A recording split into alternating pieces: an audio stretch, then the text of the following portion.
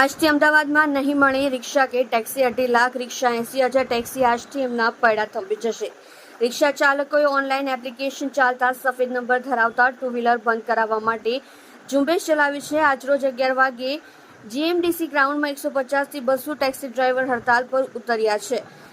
City વિસ્તારમાં અલગ અલગ જગ્યાએ ઉપર કાલુપુર રેલવે સ્ટેશન, વેચલપુર, સરખેજ બાજુ ચાલતી ગાડીમાંથી પેસેન્જર ઉતાર્યા।